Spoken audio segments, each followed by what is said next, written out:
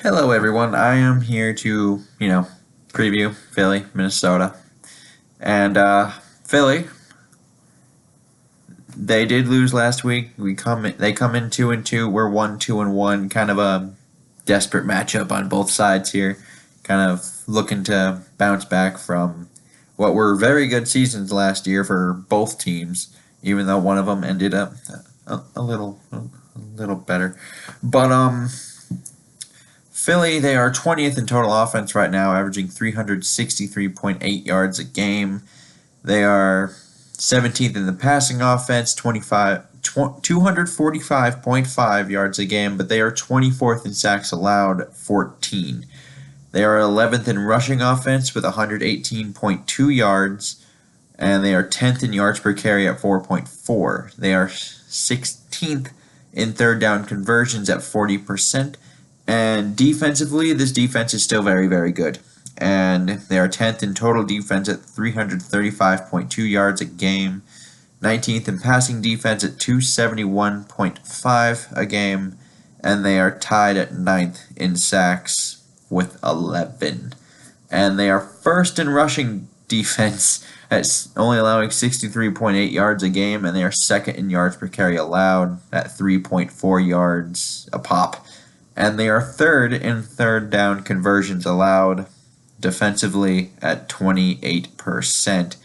And their injury report, and even though he didn't technically rise up or pop up on the injury report, but Jernigan, he is on the reserved non-football injury list, and they're not willing to commit whether or not he's even going to be able to be back for the year, from what I saw. So obviously he's not going to be in this game, and I think that helps our struggling line quite a bit, because this whole injury report might end up helping our struggling line, because the next guy is Derek Barnett. He's out with a shoulder. Darren Sproles out with a hamstring. Corey Clement, he's not out, but he's questionable with a quad. And Haloti Nada, another defensive lineman, questionable with a calf, and he's a little older, so you don't always know how that works in the game with some of those guys. And yeah, that might end up helping a little bit. And Minnesota is 12th in total offense, 390.2 yards a game, 5th in passing offense at 327.2 yards a game. They're 23rd in sacks allowed. They have allowed 13, even though we know that probably should be more if we've seen how they've played these past few weeks now. And they are 32nd in rushing offense, averaging only 63 yards a game. They're 29th in yards per carry at 3.5. And they are 9th in third down conversions at 44%. Defensively, 21st in total defense, 381.5 a game. 23rd in passing yards allowed at 27.5 a game. They're tied with Philadelphia for sacks at 11. And 13th in rushing yards allowed at 104. And they are tied for 8th in yards per carry allowed, which is 3.9. And they are 5th in third down conversions still at 31%. So still stingy on third down, just not so much everywhere else, which is interesting. And for our injury report here, Deshaun Bauer, he's out with an ankle, so there's another end gone, obviously, with Griffin and that whole situation. Sherrills, he's out again, so the return game still might be a little bit of a struggle. Trey Waynes, also out because of a concussion, and Dalvin Cook is questionable, and I think this is kind of like last week where we might see him get the ball a few times, but not be a workhorse kind of guy. We might not see him all that much, but I feel like he's going to be on the pitch count again. And guys that I thought were kind of notable, to be like two guys I thought were kind of notable. Reef is still listed with that foot injury, although he was a full go all week. And Linval was limited one day with a shoulder, but then he was a full go for the rest of the week. So, I'm more concerned with Linval than I am Riley Reef, because Riley Reef at least played last week on that bad foot injury. And, given that he was hurt, I actually thought he played okay. Obviously, that last play wasn't the best, although Kirk could have stepped up, but that's not what he's known for doing. And they should have accounted for that a little bit, but here we are. Anyway, my thoughts. Now, offensively, we have to be prepared for for another very ugly day along that offensive line. And mostly because that front of Phillies is terrifying for us. And the thing I will say, though, is you still need to take advantage of a somewhat beat-up Eagles defensive line because Derek Barnett's out. There's no Timmy Jernigan. Haloti Ngata showed up on the injury report. Now, the guys you still do have to deal with are Fletcher Cox, Michael Bennett. They have a rookie coming in, Josh Sweet. I didn't even know how to say his name during the draft process, but he's an athletic guy from what I remember. And there's still guys along this defensive line that you need to account for because you it's kind of scary and dangerous for what we have. But you still need to find a way to take advantage of that a little bit somehow, hopefully. And they do need to find a way to get Cook out in space, as opposed to what they did last week, where they kind of just kept running him up the middle. He had no catches. I would almost prefer all of his touches to be catches this week, just because he's more dangerous in space than trying to run in between the tackles with Mike Remmers, Elfline, and Tom Compton. So he's more dangerous out in space. So get him out in space and worry about the rest later. Latavius Murray can be your guy who's in between the tackles actually running the ball. But we need Dalvin Cook's, if he's going to be on a limited number of snaps, we need his touches to be very, very useful. And speaking of that, we can't abandon the run early in this game. Because, like I said, that front will murder you if you become one-dimensional.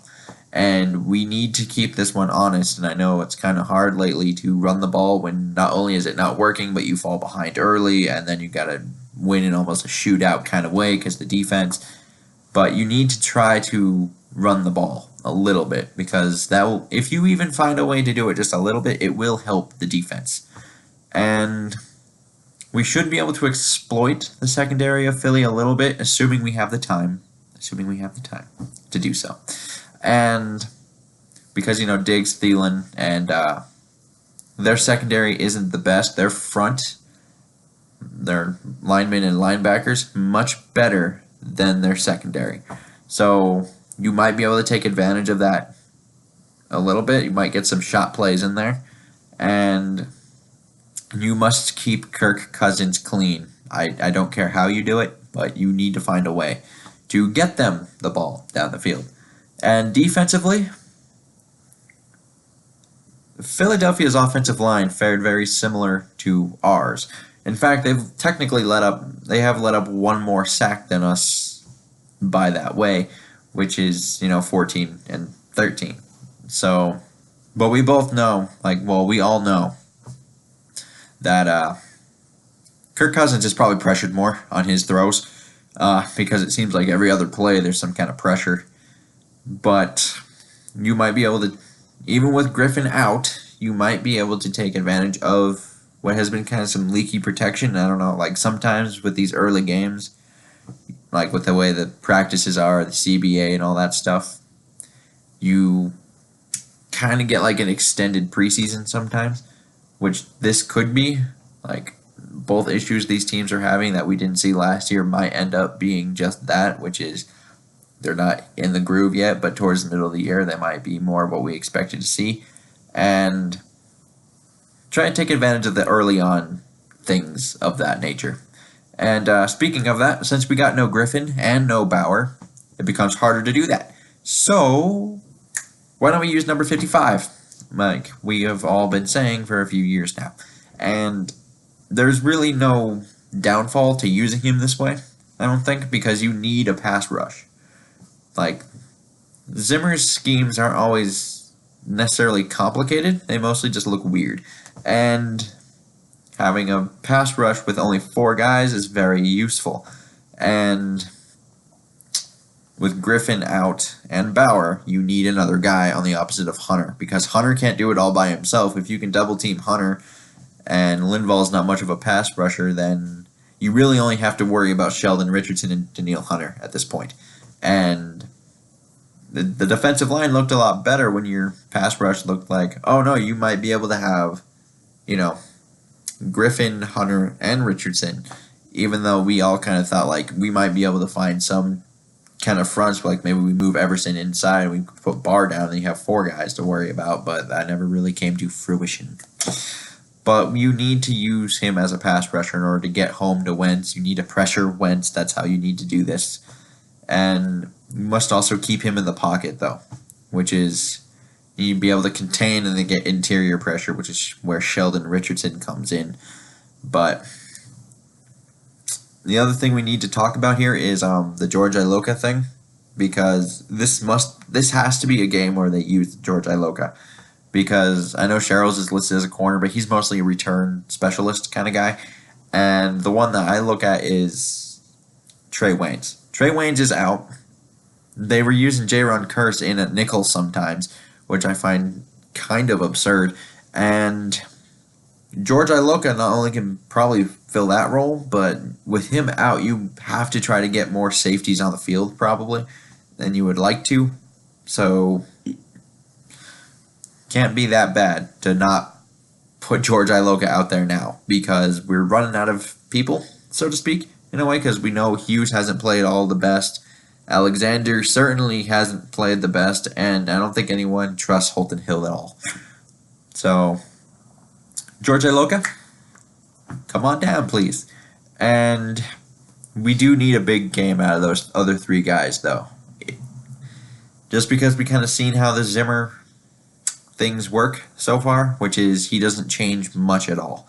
And so you need to kind of hope for the big game out of the Hughes, Alexander, or Hill kind of trio, so to speak, because I'm not entirely sure if they're going to use George Iloka. And this is becoming very similar to the Tremaine Brock thing, where you had a pretty good corner on the bench and no one ever used him. And lastly, don't give up 38 points to Philly again. That would not be good. We have a tendency of not stopping people lately, and that's a problem that needs to stop happening. And my score prediction for this is Philly's going to win this game 35-28, and I'm not bringing them down in terms of points, like I guess Philly, because I haven't seen Minnesota really stop anyone yet. So once they start stopping people again, I will adjust accordingly. But for now, I think they still probably won't be able to run the ball. I mean, they give up 63 yards a game. We only get 63 yards a game running the ball. And we have a pretty shaky offensive line. I'm not sure if we can get all these things going at once. I mean, that would be great if we could. But I think Philly's just too complete of a team compared to what we have right now, which is a shaky defense and a shaky offensive line, and pretty much having to say, okay, Kirk, Thielen, and Diggs, it's you guys against the world. I'm not sure that can get it done in Philly. And yeah, let me know what you guys think down below in the comment section. And until next time, I bid you all adieu.